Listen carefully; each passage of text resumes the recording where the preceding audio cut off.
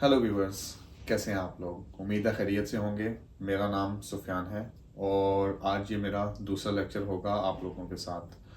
हमारा जो previous lecture था उसमें हमने सीखा था अकाउंटिंग के बारे में कि अकाउंटिंग क्या होती है। आज के इस लेक्चर में हम सीखेंगे बुक कीपिंग क्या होती है, डबल एंट्री सिस्टम क्या है और अकाउंटिंग इक्वेशन क्या होती है। ये आज के हमारे टॉपिक होंगे जिनको शुरू करते हैं आप लोगों के साथ। तो सबसे पहले हम शुरू करते हैं बुक कीपिंग को कि बुक कीपिंग क्या होती है। एंशियंट सिविलाइजेशन में लाइक इजिप्शियंस, चाइनीज, जो पुरानी हमारी जिन्हें कहा जाता है सिविलाइजेशंस रही हैं, उन लोगों में सिंगल एंट्री सिस्टम यूज होता था। सिंगल एंट्री सिस्टम कैसे काम करता था? हम रसीड्स और पेमेंट्स को सिर्फ और सिर्फ उन चीज़ों को जिनको हम फाइनेंशियल ट्रांजैक्शन कहते हैं का एक पार्ट कहते हैं, उन चीज़ों को हम रिकॉर्ड करते थे। और इनको रिकॉर्ड करने के लिए वो एंशियंट लोग जो थे वो क्ले टैबलेट्स इस्तेमाल करते थे, दरख्तों की छालें इस्तेमाल करते थे जिन्हें उस वक्त लिखने के लिए इस्तेमाल किया जाता था, स्क्रोल्स जिनको बोला जाता था, वो लोग इस्तेमाल करते थे, जिस पे वो सिर्फ पेमेंट्स और रिसीट्स का हिसाब रखते थे, जो कि सिंगल एंट्री सिस्टम कहलाता था। अब जैसे जैसे वक्त गुजरा, वक्त की ज़रूरियात बढ़ी, ट्रेड शुरू हुई, लोगों ने एक दूसरे से ट्रेड शुरू की, जो कि कह लें कि 14 to 15 सेंचुरी के दरमियान जो है ना ट्रेड सबसे ज़्यादा बढ़ी। ट्रेड बढ़ी तो ये सिस्टम कॉम्प्लेक्स होता गया और वक्त की ज़रूरत बनता गया कि कुछ ऐसा सिस्टम लाया जाए जो हमारे लिए बेहतरी का बायस हो। जाहिर है जितना भी अकाउंटिंग सिस्टम, जितना भी ये सिस्टम्स हैं, ये सारे सिस्टम्स हमारे इसलिए बनाए गए हैं कि ये हमें फ़ायदा दे सकें और हमने इससे कुछ हासिल कर सकें। तो आज का ये जो सिस्टम है, ये उस टाइम के हिसाब से देखा जाए तो उस वक्त हमारे एक साइंटिस्ट थे जिनका नाम था लोका पिचोली। इटली से इनका ताल्लुक था। ये एक मैथमेटिशियन थे और ये फादर ऑफ अकाउंटिंग भी कहलाते हैं। फादर ऑफ अकाउंटिंग इसलिए कहलाते हैं कि उस टाइम पे इन्होंने फर्स्ट टाइम जो है हमारे लिए डबल एंट्री सिस्टम का स्टार्ट किया था। कि डबल एंट्री सिस्टम की जो बेसिक रखी थी वो इन्होंने रखी थी। और जो डबल एंट्री सिस्टम था वो दो चीज़ों पे बेस करता था, डेबिट्स एंड क्रेडिट्स। अब हम सिंपलेस्ट फॉर्म में अगर हम देखें और हम इस चीज़ को लें तो हम इसको इजीली अंडरस्टैंड ऐसे कर सकते हैं कि डेबिट विच कम्स इन, जो हमारे पास आती है चीज़, क्रेडिट जो हमारे पास से चीज़ जाती है। ये सिंपलेस्ट इजी सा समझने के लिए, अपनी अंडरस्टैंडिंग के लिए एक छोटा सा कंसेप्चुअली आप अभी अपने दिमाग में बिठा लें ताकि आप लोग समझ सकें कि ये डबल एंट्री सिस्टम चल कैसे रहा है। उसके बाद उन्होंने हमें इंट्रोडक्शन दिया कि जर्नल, जो जर्नल हम यूज़ करते हैं, जर्नल क्या होते हैं उन डबल एंट्री सिस्टम में। हमें बताया लेजर्स क्या होते हैं, हमें बताया ट्रायल बैलेंस क्या होता है, बैलेंस शीट, ये सारे कंसेप्ट उन्होंने हमें दिए। इन कॉन्सेप्ट को लेके वक्त बढ़ा, वक्त आगे चला। 18वीं और 19वीं सदी, 18th और 19th सेंचुरी, तब आया इंडस्ट्रियल रेवोल्यूशन, जिसके बारे में हम सब जानते हैं कि एक इंडस्ट्रियल रेवोल्यूशन आया था। अब वहां पे जरूरत पड़ी हमें स्ट्रक्चर्ड फाइनेंशियल की। स्ट्रक्चर्ड फाइनेंशियल की जरूरत क्यों पड़ी? इंडस्ट्रियल रेवोल्यूशन था, ट्रांजैक्शंस बहुत ज़्यादा बढ़ गई, फाइनेंशियल ट्रांजैक्शंस बहुत ज़्यादा बढ़ गई, हिसाब किताब बढ़ गए, कंपनियों के स्ट्रक्चर बड़े हो गए, ट्रेड का निज़ाम बड़ा हो गया। ये सारे निज़ाम जब बढ़ा तो हमें एक स्ट्रक्चर फाइनेंशियल सिस्टम की ज़रूरत थी। उस स्ट्रक्चर फाइनेंशियल सिस्टम ने इसी बेसिस को लेते हुए, लोका पिचोली की बेसिस को लेते हुए, पूरा जो आज का हम एक सिस्टम देख रहे हैं, एक प्रॉपर एक सिस्टम देख रहे हैं, अकाउंटिंग सिस्टम देख रहे हैं, जिसमें डेबिट्स, क्रेडिट्स, फिर हमें वो एसेट्स, रेवेन्यू, इनकम, एक्सपेंसेस, ये सारा कुछ हमें जो बताया गया है, जो आज हम ये सीख रहे हैं और जो हम ये सीखते आ रहे हैं, ये सारा उस एक बंदे की काविश का नतीजा है, एक बंदे के काम का नतीजा है जो आगे चलता जा रहा है। फिर जब 20th सेंचुरी आई, ये मॉडर्नाइजेशन दौर शुरू हुआ, 20th एंड 21st सेंचुरी, तो चीज़ें और आगे बढ़ी। इनमें auditing, taxation, financial reporting, standard, ये सब कुछ आए। और इन सब की बेस, आज भी बेस वही है जो कि लुका पिचोई ने रखी थी। अब उसी बेस को लेकर चलते हुए हमारा जो है वो सिस्टम आगे बढ़ा। इस सिस्टम ने तरक्की की और आज के जो हम स्टैंडर्ड देख रहे हैं, जो आज हम देख रहे हैं, सैप है, ओरेकल है, फाइनेंशियल सिस्टम जितने भी हम देख रहे हैं, ये सारा कुछ उसी सिस्टम से बढ़ा। ये तो थी एक हिस्ट्री कि डबल एंट्री सिस्टम और सिंगल एंट्री सिस्टम शुरू कैसे हुआ। अब हम देखते हैं कि इसमें एक वर्ड यूज हुआ है, बुक कीपिंग। डबल एंट्री को तो हमने समझ लिया, यहाँ से शुरू हुई एक चीज़ आ रही है, एक चीज़ आ रही है, लेकिन उसको समझने के लिए एक बुक कीपिंग का वर्ड है। बुक कीपिंग को भी हमें समझना पड़ेगा कि बुक कीपिंग होती क्या है। बुक कीपिंग एक सिस्टमैटिक तरीका है जो हम ट्रांजैक्शंस, फाइनेंशियल ट्रांजैक्शन, जिनको मैंने पहले लेक्चर में बताया भी था, फाइनेंशियल ट्रांजैक्शंस होती हैं। जितनी भी हमारी ट्रांजैक्शंस हैं, ये लेन देन है, इसको फाइनेंशियल ट्रांजैक्शंस कहते हैं। ये फाइनेंशियल ट्रांजैक्शंस को एक सिस्टमैटिक तरीके से रिकॉर्ड करने का नाम ऑर्गेनाइज्ड मैनर में एक प्रॉपर तरीके से बुक कीपिंग कहलाता है। इसे हम कहते हैं बुक कीपिंग। अब बुक कीपिंग का फायदा क्या होता है? बुक कीपिंग हम यूज करते हैं जब हमें accurate, complete, up to date record देता है। ये हमें बिजनेसेस के लिए, हमारी बिजनेसेस को समझने के लिए, हमारे ट्रांजैक्शन रिकॉर्ड करने के लिए। उसके बाद यही बुक कीपिंग यूज होता है हमारे फाइनेंशियल रिपोर्ट्स को प्रिपेयर करने के लिए और परफॉर्मेंस और एनालाइजेशन करने के लिए। हम एनालाइज करते हैं, हम परफॉर्मेंस देखते हैं। ये सब कुछ शुरू होता है एक बुक कीपिंग से। तो बुक कीपिंग बेसिकली क्या होता है? रिकॉर्डिंग ऑफ ट्रांजैक्शन होता है, ठीक है, जो कि एक जर्नल में जाता है, जिसे हम डे बुक के नाम से भी जानते हैं। उस जर्नल से आगे ये ट्रांजैक्शंस लेजर्स का पार्ट बनती हैं। फॉर एग्जांपल, कैश का लेजर बनता है, सेल का लेजर बनता है, परचेज का लेजर बनता है, ठीक है। अब ये जो डबल एंट्री सिस्टम है, हम दोबारा वापस उस पे आते हैं, डबल एंट्री सिस्टम पे। इसके की प्रिंसिपल क्या है? इसका की प्रिंसिपल यही है कि ये दो ट्रांजैक्शंस पे बेस करेगा। ये कभी भी एक ट्रांजैक्शन पे बेस नहीं करेगा। Either one should be debit, either other should be credit. Debit और क्रेडिट दोनों जगहों पे कम्स इन गोज आउट। आपने इस कंसेप्ट को समझना है। इस बेहतरीन कंसेप्ट को समझने के लिए आपको ये चीज अपने दिमाग में बिठानी होगी कि something comes in, something goes out. जैसा कि मैंने पहले भी एग्जांपल दी थी और मैं अभी दोबारा एग्जांपल दूंगा कैश के ऊपर कुछ चीज परचेज करने की, कि आप कैश पे करते हैं अपनी गुड्स लेने के लिए या अपना कोई एसेट लेने के लिए, तो कैश आपके सिस्टम से निकल जाता है।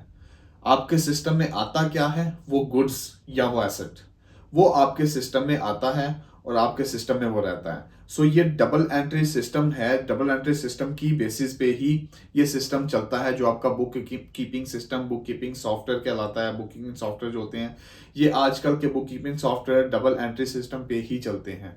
दोनों डबल एंट्री सिस्टम पे ही बेस करते हैं। यही डबल एंट्री सिस्टम आगे इकट्ठा होकर हमारे जर्नल्स में जाता है डे बुक से। उसके बाद वो हमारे ट्रायल बैलेंस का बनता है। ट्रायल बैलेंस में वो समराइज्ड लेजर्स जो हैं वो ट्रायल बैलेंस में जाते हैं। ट्रायल बैलेंस से ही हम अपनी फाइनेंशियल स्टेटमेंट्स बनाते हैं, जैसे कि profit and loss, balance sheet, statement of changes in equity, statement of comprehensive income, cash flow statement. ये सारा कुछ हम उसी बेसिस पे बनाते हैं जो कि हमारा डबल एंट्री सिस्टम हमें देता है। अब जो डबल एंट्री सिस्टम है, इसके एडवांटेजेस में जो मेन चीज आती है, ये एरर्स को जो है वो कम करता है। ये एरर्स होने नहीं देता। ऑल्दो पॉसिबिलिटी है, ये नहीं कह सकते कि हम 100% ये एरर फ्री सिस्टम हो जाता है, लेकिन ये ड्यूल एंट्री होने की वजह से एरर्स की मिकदार को काफ़ी हद तक कम कर सकता है, जो कि सिंगल एंट्री सिस्टम की सूरत में वो ख़त्म हो सकता है, वो बाय मिस्टेक मिटाया जा सकता है। लेकिन क्योंकि यहाँ पे डबल एंट्री सिस्टम होता है, तो इसको एक्यूरेसी इसकी ज़्यादा बेहतर होती है। फिर ये कंप्लीटनेस ऑफ ट्रांजैक्शन दिखाता है। डबल एंट्री सिस्टम आपको दिखाता है कि आपकी ट्रांजैक्शन जो है वो कंप्लीट हो गई है, क्योंकि दोनों ट्रांजैक्शंस वो आपकी उस सॉफ्टवेयर के अंदर एंटर कर रहा होगा। तो वो दोनों चीजें आपकी दिखाएगा कि ये कंप्लीट हो चुकी हुई है। वो ट्रांजैक्शन सिंगल एंट्री नहीं होगी, इसलिए उसको गुम करना, उसको गुमाना, उसको मिटा देना मुश्किल होता है, ठीक है। ये आपकी कंप्लीटनेस को दिखाता है। फिर हर चीज ट्रेसेबल होती है। आप डबल एंट्री सिस्टम होने की वजह से इसको ट्रेस करना आसान होता है। एक नहीं तो दूसरे लेजर से आपको इसको अपने मिस्टेक को इसको वेरिफिकेशन करना, ऑडिट के लिए इन चीज़ों को देखना, ये आसान होता है। अब जब ये क्लियर होगा तो ये हमारे लिए रिलायबल रिपोर्टिंग बनाएगा। हम इस पर रिलायबल रिपोर्टिंग लिखेंगे, हम इस पर रिलायबल रिपोर्टिंग देखेंगे, हमारा सिस्टम जो है एक रिलायबल रिपोर्टिंग देगा, ठीक है। तो इस तरह ये कंप्लीट होता है हमारा डबल एंट्री सिस्टम, ठीक हो गया। इसके बाद जैसा कि मैंने आपसे स्टार्ट ऑफ द लेक्चर बोला था कि हम आज तीसरी चीज डिस्कस करेंगे, अकाउंटिंग इक्वेशन। अकाउंटिंग इक्वेशन अब क्या होती है ये समझना बहुत जरूरी है। क्योंकि डबल एंट्री सिस्टम इस अकाउंटिंग इक्वेशन की बेस पे ही चलता है। ठीक है, अकाउंटिंग इक्वेशन क्या होती है हमारी, asset is equal to liability plus equity.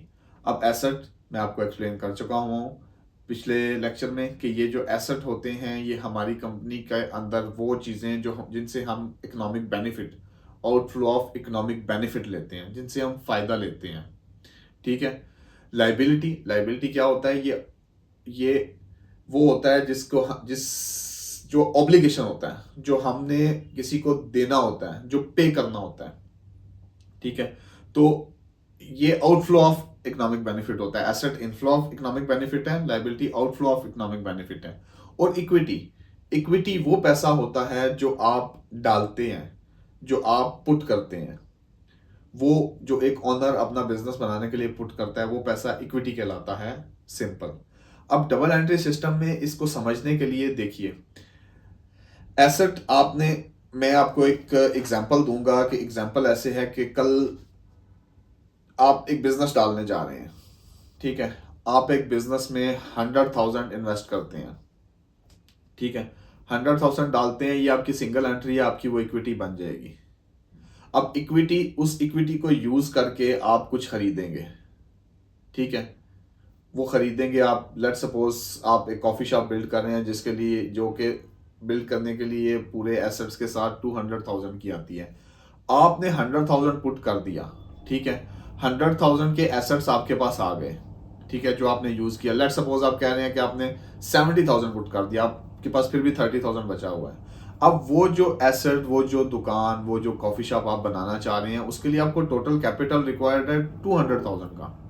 ठीक है, तो आपको उस कैपिटल की रिक्वायरमेंट पूरा करने के लिए आप लोन लेते हैं, किसी दोस्त से, किसी रिश्तेदार से, किसी अपने जानने वाले से आप लेते हैं। तो आप उससे 100,000 का 130,000 का लोन लेंगे। 130,000 का लोन लेंगे।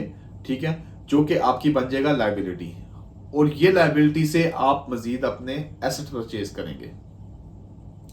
वो एसेट परचेज करके अब आपकी कॉफी शॉप वो कंप्लीट हो चुकी है, जो कि पूरा आपका वो एसेट, वो कॉफी शॉप जिसमें आपने सब कुछ लगाया, जो रेडी की, वो 200,000 में पूरी हुई। अब आपने जो उसमें पैसा पुट किया था वो तो 100,000 था। ठीक है, 100 में से आपने 70,000 यूज किया एसेट परचेज करने के लिए। तो वो जो डिफरेंस है, वो जो 130,000 है, वो कहां से आया? क्योंकि ये इक्वेशन ऑलवेज, हमेशा बराबर होनी चाहिए। ये दोनों साइडें तराजू के पलड़े की तरह हमेशा बराबर होंगी। अगर ये बराबर नहीं होंगी तो आपकी अकाउंटिंग एक्यूरेट नहीं होगी। वो जो 130,000 आपने किसी दोस्त से उधार पे लिया था, that will be called your liability. So आपकी वो 1,30,000, 130,000 की लाइबिलिटी, 30,000 वो जो आपके पास इक्विटी में बचा हुआ था। ठीक है, ये दोनों मिलके हो गए 200,000। और आपने जो एसेट बिल्ड किया, जो एसेट आपने बनाया, जो कॉफी शॉप आपने बनाई, उसकी वैल्यू 200,000 है। तो दोनों देखेंगे आप, दोनों एस्पेक्ट से देखेंगे तो वो आपकी बराबर होंगी। आपके एसेट 2 लाख के, आपकी इक्विटी और लाइबिलिटीज 2 लाख की। ये मिल के आपकी वो इस इक्वेशन को एक्यूरेसी में लाता है, जिससे asset is equal to owner equity plus liability. अब जब हम आगे जाएंगे, फ्यूचर में आगे जाएंगे, हम मजीद आगे चीज़ें पढ़ेंगे। ठीक है, हम देखेंगे कि ये आपकी जो इनकम स्टेटमेंट, जिसे हम प्रॉफिट एंड लॉस कहते हैं, ठीक है, ये प्रॉफिट एंड लॉस भी इसी सिस्टम पे बेस करता है। मैं इसकी थोड़ी सी इक्वेशन को एक्सपैंड करूंगा, थोड़ा सा इक्वेशन को बढ़ाऊंगा। उस इक्वेशन पे आपने सोचना है, आपने वर्किंग करनी है, आपने उसको अपने पास लिखना है, और उस लिखने के बाद आपने उसको प्रैक्टिकली सोचना है, क्या जो चीजें हम ये कह रहे हैं, क्या ये चीजें ऐसे ही होती हैं। देखें, asset is equal to liabilities plus capital, okay, plus revenue जो आप जनरेट कर रहे हैं, माइनस एक्सपेंसेस जो आप उसमें से निकाल रहे हैं, माइनस ड्राइंग्स जो आप अपने लिए, ओनर अपने लिए निकाल रहे हैं। आप देखेंगे ये पूरा स्ट्रक्चर एक कंप्लीट सेट ऑफ फॉर्मेट देगा आपको। आप इन सब चीजों को, मैं दोबारा रिपीट कर रहा हूं, asset is equal to liabilities plus capital plus revenue less expenses less drawings. जब मैं आपको फ्यूचर लेक्चर्स में बैलेंस शीट और इनकम स्टेटमेंट के बारे में बताऊंगा, तो आप इस चीज़ को जब आपने ये याद की होगी, आपके पास माइंड में होगी, तो आप क्लियरली देख सकेंगे, फील कर सकेंगे कि जो मैंने आपको बताया था क्या ऐसे ही आगे चल रहा है, क्या यही इक्वेशन है जो इन चीज़ों को बनाती है, यही इक्वेशन है जो इस अकाउंटिंग की बेस करती है, ये बेस लाइन है, ये हमारे अकाउंटिंग सिस्टम की, हमारे पूरे एनालाइज समराइज इस पूरे सिस्टम की ये बेस लाइन है, जो कि हमारे लिए डिसीजन मेकिंग, सबसे बड़ी चीज़ डिसीजन मेकिंग में हेल्प करती है। हमें क्या, कब, कहाँ, क्यों, कैसे देखना है, करना है, समझना है, इस चीज़ के लिए ये बेस करती है। तो आज का लेक्चर हमारा यहीं तक था, और इसमें आज हमने, दोबारा मैं आप लोगों के लिए रिपीट कर देता हूँ कि हमने आज 3 चीज़ें सीखी हैं। ठीक है, हमने सीखा डबल एंट्री सिस्टम, हमने सीखा बुक कीपिंग, और हमने सीखी अकाउंटिंग इक्वेशन। कि अकाउंटिंग इक्वेशन होती क्या है, ये चीज़ें हैं क्या, हमने इन 3 चीज़ों पे डिटेल डिस्कशन की है। और जो हमारा नेक्स्ट लेक्चर आएगा उसमें हम इन 3 चीज़ों को लेकर आगे, जो मैं अपने लेक्चर के दौरान बात कर भी रहा था, एक चीज़ का नाम ले रहा था जिसे कहते हैं ट्रायल बैलेंस। तो हम डिस्कशन करेंगे उस पर कि ट्रायल बैलेंस होता क्या है, कैसे बनता है, किन बेसिस पे बनता है, और इसके बेनिफिट्स क्या होते हैं, ट्रायल बैलेंस किस लिए यूज़ होता है। ठीक है, उसके बाद हम देखेंगे अकाउंटिंग के एरर्स और ट्रायल बैलेंस पे हम नेक्स्ट लेक्चर में अपने डिस्कशन करेंगे और आपको बताएंगे कि ये चीज़ें कैसे चलती हैं। तब तक हमारे अगले लेक्चर के लिए इंतज़ार कीजिए और हमारा चैनल सब्सक्राइब कीजिए, लाइक कीजिए, शेयर कीजिए। आपके कमेंट्स मैटर करते हैं। एंड मैं अपने तमाम व्यूवर्स को एक दफ़ा फिर थैंक यू, शुक्रिया बोलना चाहूँगा, जो इतनी मोहब्बत दिखा रहे हैं कि अभी हमने एक लेक्चर अपलोड किया और बहुत अच्छे आप लोगों के रिव्यूज़ आए। Thank you all of you, आप लोग बहुत सपोर्ट कर रहे हैं। आगे भी हमें सपोर्ट कीजिएगा और हमारे चैनल को सब्सक्राइब कीजिएगा। थैंक यू, अल्लाह हाफिज़।